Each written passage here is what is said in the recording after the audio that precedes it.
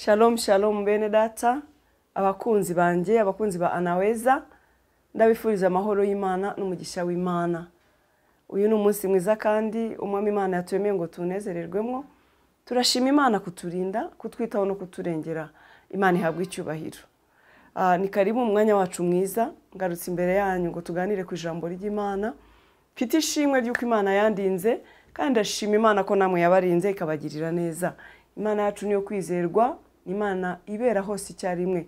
Uwiteka rero abaho umugisha, reka dutangire dushima Imana, tuyirarika tuyitumira kugira ngo ibane natwe muri gahunda yo kuganira ku ijambo ry'Imana. Turagushimiye Nyiringabo Imana ikomeye, Imana nziza, Imana yera yo kwizerwa no kwiringirwa.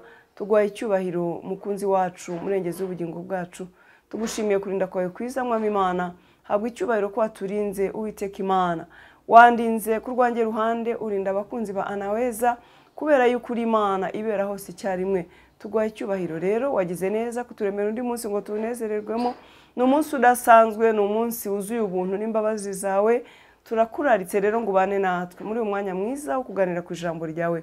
Bana natwe, utangirane natwe, uze gusozanya natwe, kugira neza kwawe kugumane natwe. Duhe ubwenge bwo kumva no gusobanukirwa ijambo ry'Imana. Ubuntu bwawe butugumeho kandi imbabazi zawe zibane natwe. Urakoze mwami, abakozi ba Anaweza ubaha umugisha ku muhati, ku rukundo bagukunda mwami. Ubagirire neza muri byose. Izina ryawe nirishimwe. Urakoze mwami Imana mu izina rya Kristo Yesu. Amen. Amen. Bakunzi ba Anaweza rero, dufate Bibiliya zacu, dufate telefoni zacu, dufate za iPad zacu kugira ngo tuganire ku ijambo ry'Imana. Uyu munsi rero tugiye kuganira ku ijambo ryiza ry'Imana, ryiza. Nkunda kuvuga ngo ryiza. Buri munsi ndavuga ngo ryiza. Impamvu uvuga ngo ryiza nuko buri munsi Imana iba yadutegura ibijyanye n'uwo munsi. Kandi ibyo iba yaduteguriye uwo munsi biba ari byiza kuri uwo munsi cyangwa kuri icyo gihe. Igihe cyose uhuye n'ijambo ry'Imana riba ari iry'uwo munsi, n'iry'Imana iba yateguye ko wumva, kuko iba ifite umugambi mwiza ku bugingo bwawe. Haleluya. Reka rero dufate Bibiliya zacu, tugiye kuganira ku ijambo ry'Imana rivuga ngo twahawe amahoro. Haleluya. Twahawe amahoro. Se mwenedata, nawe waba ufite amahoro? Waba nawe uri mu bahawe amahoro n'umwami Yesu? Haleluya. Twese abizeye umwami twahawe amahoro. Nta mpamvu yuko ibintu bikwaka amahoro yawe. Nta mpamvu yuko stress zikunyaga amahoro wahawe. Indwara ntiwemere ko zikwaka amahoro umwami yaguhaye. Ubukene ntibukwaka amahoro wahawe n'umwami. Haleluya. Twahawe amahoro. Amahoro ni umurage wabizeye umwami Yesu. Ni umurage wabemera Imana. Ni umurage w'abasenga Imana. Ni umurage wabiyeguriye Imana. Nta mpamvu nimwe, nta kibazo na kimwe gikwiriye gutuma unyagwa amahoro yawe. Haleluya. Kuko warayahawe. Jya uyarwanirira, uyabungabunge, uyasigasige, ntukemere yuko amahoro yawe wahawe n'umwami uyanyagwa n'ikintu uko cyaba kimeze kose. Ibibazo nibiza ubishyira umwami, uvuge ngo ibi ntabwo ari inshingano zanjye, simbishoboye, sindi wo kwirwanirira, sindi wanjye ngo nigenge, ntacyo nakwimarira, kwiganyira ntacyo byamarira, reka mbishyira umwami Yesu kuko ni ubishobora. Haleluya. Ni ushobora byose. Jya ubimukorera rero, bimushyira, ubimwegurire, uvuga uti sinemeye kubura amahoro kuko narayahawe. Ngomba kugira amahoro kuko ni wo mugabane wanjye. Undwanirira arahari, imbere ye maso irahari, ntisinzira ntihunikira, nta mpamvu yo kurara ndasinziriye, nta mpamvu yo kubura apeti, nta mpamvu yo guhora niganyira, kuko nahawe amahoro, ni wo murage wanjye. Ibibazo bifite nyirabyo uzabikemura ubifitiye imbaraga. Haleluya. Twahawe rero amahoro bene data. Mugumana amahoro ya Kristo, ntimwemere gutakaza amahoro, ntimwemere. Amahoro ni umurage twahawe n'umwami wacu. Kuki wemera kubura amahoro? Oya, ntubyemere. Uyu munsi naje kukwibutsa yuko wahawe amahoro. Haleluya.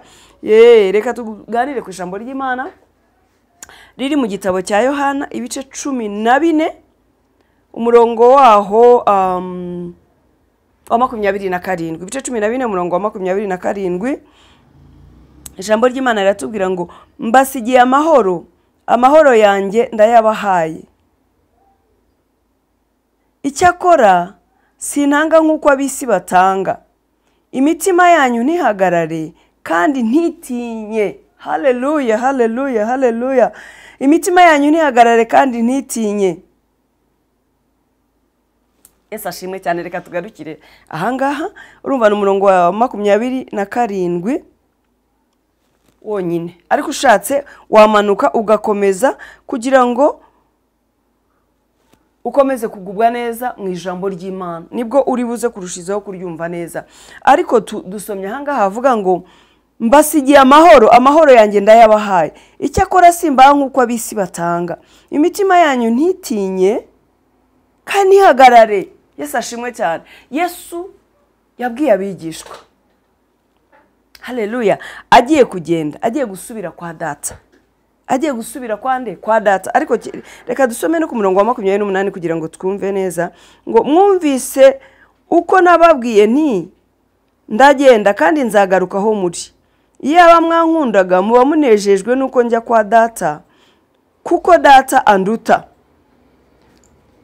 Wowe uze gusoma kino gice neza, igice 14 umurongo guhera ku murongo wa 27 cyangwa nushaka guhera ku murongo wa 25 uze kumanuka urangize kino gice kugera ku murongo wa 31. Nuko abwira abigishwa ati mbahaye amahoro, amahoro yanjye ndayabahaye, ndayabasigiye, kandi ntabwo yewe ntanga nk'uko ab'isi batanga. Yesu ashimwe cyane. Ati imitima yanyu ntihagarare kandi ntitinye. Nta mpamvu yo guhagarika imitima, nta mpamvu yo gutinya. Ibiteye ubwoba ntibibatera ubwoba mwebwe, kubera ko yewe mbahaye amahoro, amahoro yanjye ndayabahaye. Mwe gutinya, mwe guhagarika umutima. Impamvu yababwiraga ngo imitima yanyu ntitinye, ngo kandi ntimuhagarika umutima, yarabizi ko ibitinyisha bihari. Yari yarabaye muri iyi si, yarabizi ko ibirushya bihari, yarabizi ko ibiteye ubwoba bihari, yarabizi ko ibyabahahamura bihari, yarabizi ko ibibarwanya bihari. Ibyatuma barara badasinziriye ni byinshi, ibibarwanya mu murimo abasigiye gukora ni byinshi, ibyo bakeneye mu buzima batazabona ni byinshi byatuma bahagarika umutima. Haleluya. Kugubwa nabi birashoboka kubera ko intambara z'isi ni nyinshi.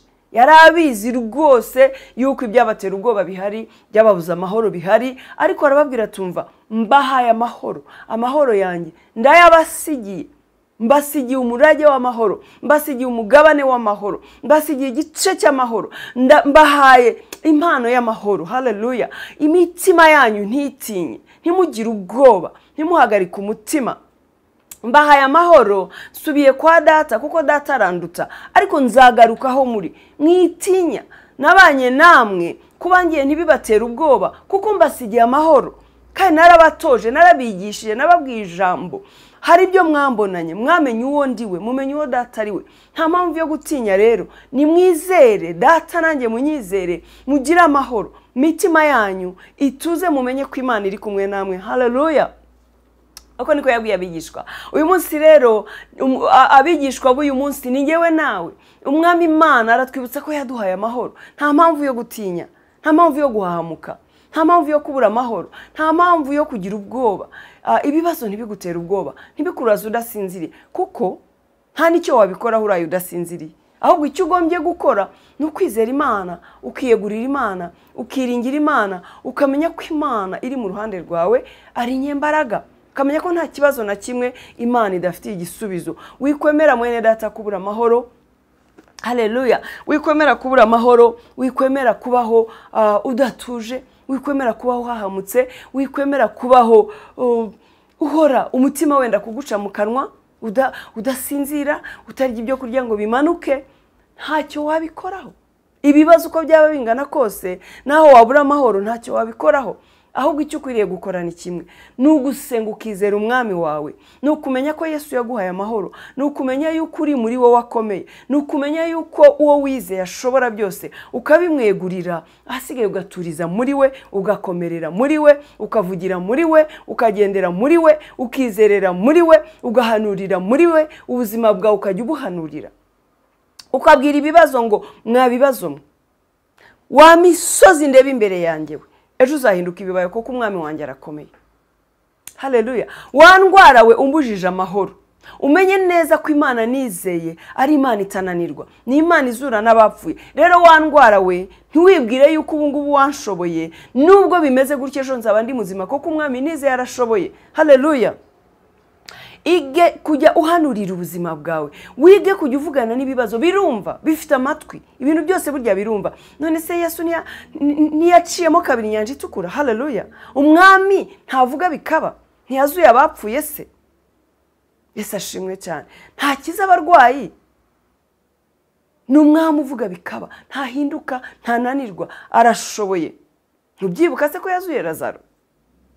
Abo yagiye akiza ibicuri se si benshi? Abo yagiye agaburira si benshi? Agafata imigati 2 n'amafi angahe akagaburira abantu ibihumbi n'ibihumbagiza. Haleluya! Ashobora byose uyu mwami wacu. Nta mpamvu yo kubura amahoro mwenedata. Naje kukubwira ngo twahawe amahoro. Ayo mahoro yafate uyakomeze mu biganza byawe. Ntiwemere ikintu kikunyaga amahoro wahawe n'umwami wawe. Ntiwemere kubaho uhagaritse umutima, ntiwemere kubaho uhahamutse, ntiwemere kubaho utewe ubwoba, kandi ntiwemere kubaho utewe ipfunwe n'ibibazo ufite, n'ibibazo urimo, n'ubuzima urimo, nuko umerewe, nuko ibyawe bimeze. Hoya, byikoreze umwami. Yaravuze ngo muyikoreze amaganya yanyu yose kuko yita kuri mwe. Ayo maganya yose, izo ntimba, ibyo bibazo, ayo marira, ako gahinda, ayo madeni, izo ndwara, ibyo bikurwanya biguhagurukiye, byose bifata ubikusanyirize hamwe, ubyikoreza umwami Yesu, kuko niwe ufite umutwe wo kubyikorera.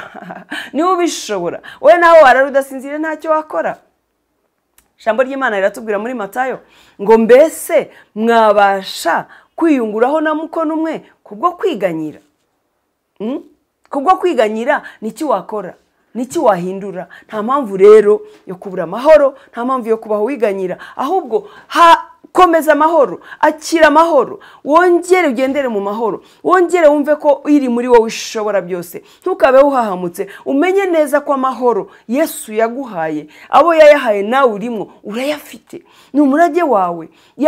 Yakoreshe, byamusinzire, turiza muri we, menya neza ko akubereye maso. Haleluya! Kandi umenye neza ko ibikomeye biri imbere yawe, hari ukomeye wizeye, ukubereye maso, ufite kubitegeka, ubifitiye imbaraga kandi ubifitiye ububasha. Mwene data, ntiwemere kubura amahoro naho byaba bimeze bite. Egera umwami Yesu, umubwire uti mwami wanjye, ko mbona bino bintu bishaka kumbuza amahoro, ko mbona mwami izi ndwara zimbujije amahoro, kandi waravuze ngo duhaye amahoro, ngo dusigiye amahoro yawe, ngo kandi ntutanga nk'uko abisi batanga. Uzi ko yavuze ngo mbasigiye amahoro, amahoro yanjye ndayabahaye, ngo kandi sintanga nk'uko abisi batanga. Burya umuntu w'isi yakubwira ngo nzagukorera iki, ejo ntagikore. Burya ubutunzi bwawe wakumva ko buguhesheje amahoro, wabwirukaho ukavuga uti ningwiza amafaranga ya naya, ninigwizaho imitungo iyi niyi nzagira amahoro. Ariko ushobora kubyigwizaho nanone ntubona amahoro, ukarara udasinziriye. Ariko Yesu yaravuze ngo mbahaye amahoro, amahoro yanjye ndayabasigiye, ngo kandi sintanga nk'uko abisi batanga. Yarabizi ko abisi bataduha amahoro, yarabizi ko natwe tutaha abandi amahoro, ko natwe turi mu isi. Yarabizi ko ubutunzi budatanga amahoro, yarabizi ko uburanga budatanga amahoro, yarabizi ko kubyara abana benshi bidatanga amahoro, yarabizi ko guturuka mu muryango ukomeye bidatanga amahoro, kwiga cyane sibyo bitanga amahoro, akazi keza ntabwo ariko kaguhesha amahoro. Byose wabitunga ariko ukabura amahoro. Ariko Kristo uramutse umwizeye uko bikwiriye, yaguhesha amahoro mu buzima bwose waba urimo, mu bikomeye byose waba unyuramo. Iyo binyuranamo n'umwami Yesu wagira amahoro, birashoboka cyane. Ahubwo nkwibarize, waramwizeye nk'umwami n'umucunguzi w'ubugingo bwawe? Waramwakiriye? Ahubwo icyo nicyo cyaba ari ikibazo, kuba utaramwakira. Wowe se wamwakiriye? Niki kiguhagaritse umutima? Niyihe mpamvu ubuza amahoro kandi warayasigiwe?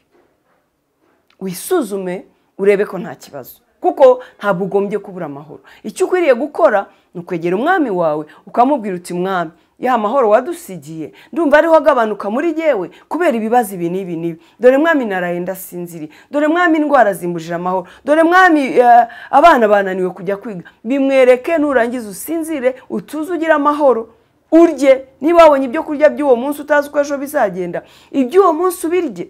Uri bunanirwe kurya ibyo wabonye uwo munsi se, kandi ibyejo utabizi urabikoraho iki? Guhagarika umutima ntacyo byahindura. Bimwikoreze, bimubwire, bimuhe niba ubishoboye, nurangiza uturize muri we, ugira amahoro, yayandi yadusigiye uyakire, uyakomeze, uyabumbatire, ntiwemere ko hari ikintu kiyakwaka. Hanyuma ibitarakoreka, ibitarakemuka, ibyo udashoboye, umenye ngo hari Imana ibishoboye, ubijyane imbere ye. Ijambo ry'Imana riravuga ngo mwishimire mu mwami. Ngo nongeye kubivuga ngo mwishimire mu mwami. Haleluya. Impamvu yavugaga ngo twishimire mu mwami, akavuga ngo ndongeye kubivuga nuko yarazi ko hari bishobora kutubuza kwishima, ariko mwishimire mu mwami. Kandi aravuga ngo ibyo mushaka byose bimenywe n'Imana, mubisabiye, mubyingingiye, mushima. Haleluya. Ngo nuko amahoro y'Imana ahebuje byose arindira imitima yanyu muri Kristo Yesu. Amahoro y'Imana ahebuje byose arindira imitima yanyu muri Kristo Yesu. Bwira Kristo Yesu arinde umutima wawe. Bwira Kristo Yesu awutwikiriza amahoro. Bwira Kristo Yesu akurinde. Bwira Kristo Yesu ibikugoye nurangiza uturize mu mahoro ye. Ibyo ushaka bimenywe n'Imana, ubisabiye, ubyingingiye, nurangiza ushime. Umenye ngo nabibwiye niba ubishoboye, umushime, nurangiza uturize muri we mwenedata. Kubaho udafite amahoro, udatuje, ntacyo byakumarira, kandi twarahawe amahoro ari umurage wacu. Imana ibaha umugisha. Umwami impamvu abatwibukije iri jambo nuko ababona ko hari ababuza amahoro kandi yarayadusigiye. Nuko ababona yuko umugabane yaduhaye w'amahoro n'umurage yadusigiye hari abantu batawakira. Hari abantu babujijwe amahoro n'ibitakagombye kubabuza amahoro kandi badafite icyo babikoraho. Nyamara ufite icyo yabikoraho arahari. Bimuhe rero, hanyuma nurangiza wowe ukomerere mu buntu bwe umushima, kuko ibyo wamubwiye arabyumva kandi arabishoboye kubikora. Haleluya. Mwami Imana abaho umugisha. Abakunzi ba Anaweza, utarakira umwami Yesu, gira vuba umwakire. Shaka umukozi w'Imana uri hafi yawe aho, umubwire uti bakira umwami Yesu bate. Shaka urusengero ujyemo, wakira umwami Yesu. Iyo umwakiriye nawe amahoro aba umugabane wawe. Amahoro aba umugabane wawe. Wowe mwakiriye ukaba umwizera, ukaba ugendana nawe, ukaba uvuga yuko unanamukorera, ukaba uvuga yuko muri inshuti n'umwami, ntiwemere kubura amahoro, ahubwo subira ku isoko wisuzume urebe, ese bimbujije amahoro? Ni ibyaha byanjye bituma ntasabana n'Imana? Ese ni intege nke zanjye? Ese ni ubuswa? Ni iki? Urebe aho bipfira. Naho ubundi amahoro ni umugabane wacu, twarawuhawe. Nta kintu na kimwe cyemerewe kukwaka amahoro wahawe n'umwami Yesu. Haleluya. Turagushimiye mwami mwiza, mwami w'amahoro, soko y'ibyiringiro. Warakoze kuduha amahoro mwami, kandi ushimwe kutaduhaye nk'uko abisi batanga.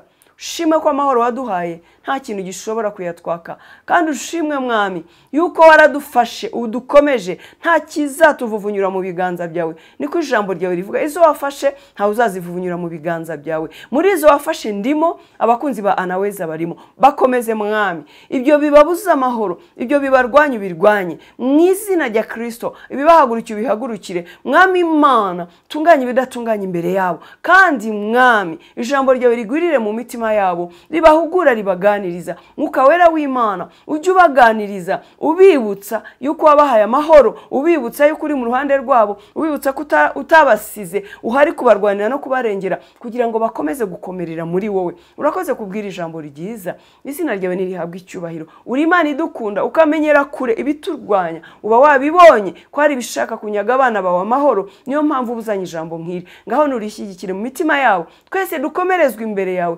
Imitima yacu komeze guhurira imbere yawe, tukwizera, tukwiringira, kuko ni wowe byose kuba kwizera n'abakwiringira. Izina ryawe nirishimwe. Urakoze mwami kuje kubagirira neza no kubarengera. Mu izina rya Yesu dusenze kandi tugushimira kubyumvise kandi kubikoze. Amen, amen. Shalom, shalom.